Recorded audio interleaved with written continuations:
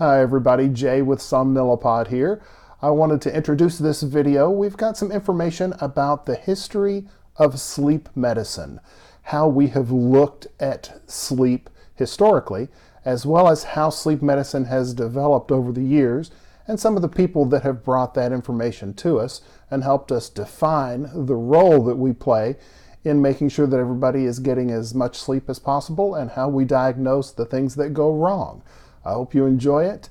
If you need more information about sleep or sleep medicine, don't forget to hit me up at j@somnilopod.com.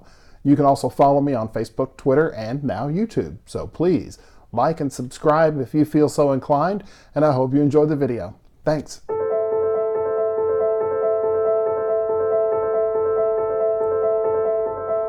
Hello everyone, welcome back to Somnilopod. I want to start today's episode with a quote from Robert Frost.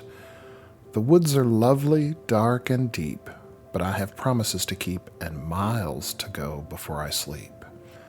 And for me, this quote just reminds me of how much information I've got to get out to you regarding sleep and sleep disorders and all things sleep. I wanted to, with this episode, go ahead and give you a little bit of background with regard to historically how sleep has been observed, how it has been quantified, and what researchers played a big role in developing the field of sleep medicine. Now, as I mentioned in the introductory episode, sleep has always been sort of a black box that people really couldn't quantify. So there was a lot of speculation. Philosophers and early physicians debated where the seat of consciousness was. And since sleep had to deal with consciousness, there was some back and forth. And these are people like Socrates and Aristotle and Galen. They couldn't decide whether the seat of consciousness was in the heart or in the brain. They eventually settled on the brain, and they did what research they could with their limited means. Basically, it was just observation. So they looked at the different states of consciousness, wake and sleep, and just sort of compared the two. Based on their observations, the prevailing thought was that sleep was a passive process that occurred because of lack of stimulation.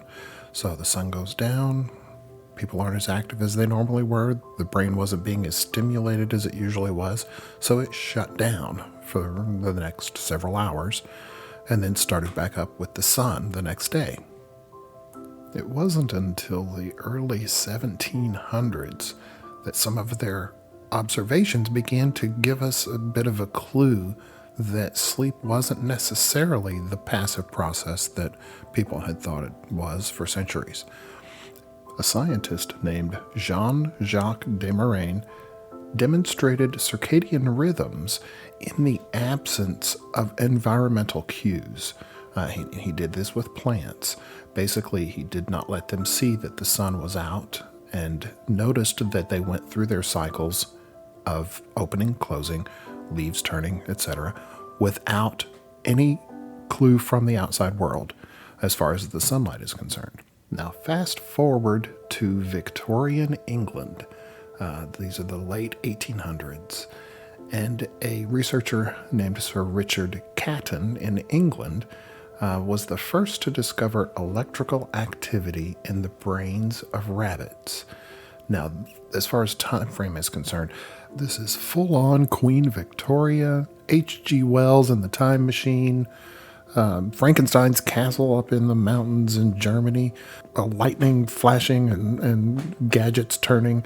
That's the type of technology that was available at the time. While this was a significant step forward in the field of scientific endeavors, it did not work out so well for the bunnies, or the rats, or the dogs. And while we do thank the woodland creatures for their many sacrifices, it wasn't until they started to work on humans that our story really gets some teeth. And that brings us to 1929, when Sir Hans Berger, a German psychiatrist, was the first to actually document recording a human EEG through an intact skull. Now, I imagine that there were probably some prior experiments through a non-intact skull, but we really don't want to go down that road. So what does this do for us? It's the first time that we can actually start to look at the different states of human consciousness and what's actually happening within the brain. So we can start to compare the waking EEG to the sleeping EEG. So in the 1930s and 40s, we begin to see researchers looking at the different types of activity in sleep itself. And then in the early 1950s, a couple of researchers, Dr. Nathaniel Kleitman and one of his students, Eugene Azarinsky, were the first to document a stage of sleep called rapid eye movement sleep, or REM. At first, they didn't really consider it to be very interesting.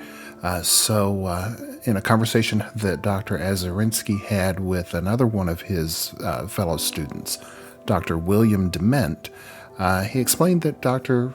Kleitman thought that there was something going on, possibly with dreams related to this stage of sleep, and they didn't really take it much further.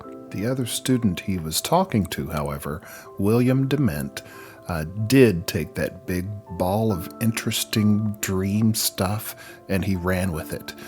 He actually went on to become the American father of sleep medicine, but more of that later. He began some of his early research at Mount Sinai Hospital in the 50s on sleep deprivation.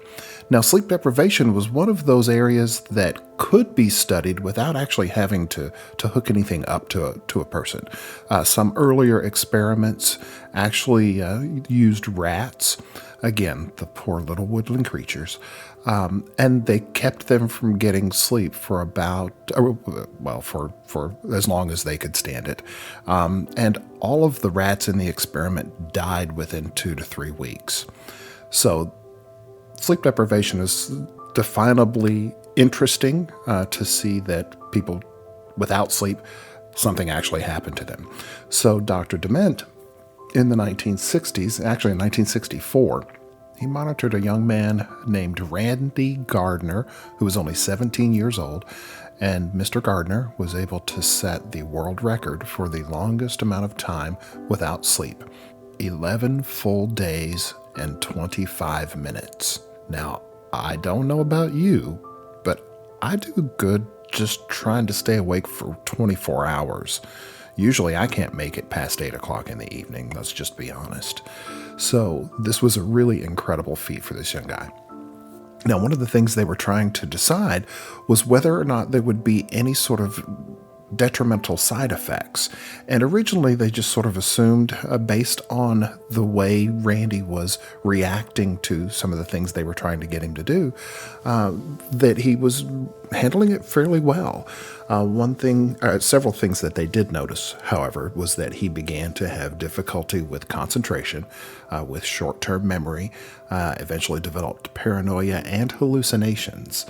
Mr. Gardner himself reported that initially he didn't have any specific side effects, but down the road, years later, he did state that he developed severe issues with insomnia.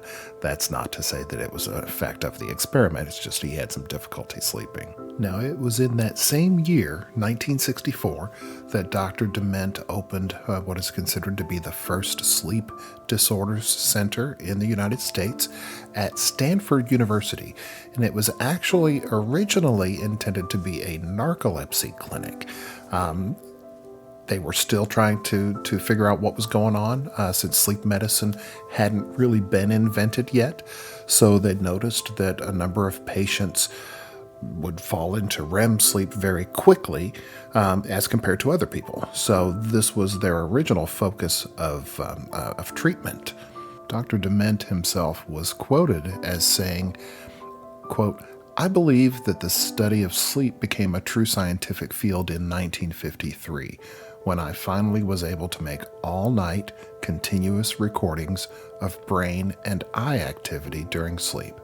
Dr. Dement was one of the first researchers to actually use the EEG in sleep medicine, and it was along with other luminaries in the field, Christian Guilleminot and Mary Carskadon, that sleep was quantified into different stages.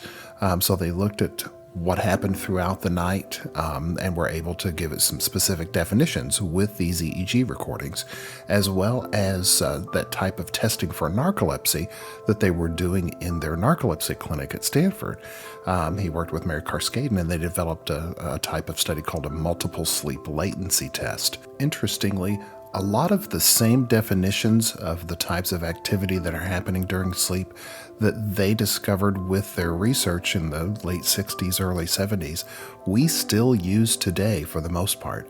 They've made some updates to it, but these early researchers really had the wherewithal to quantify and to define some of the things that would lead to much more development within the field of sleep medicine.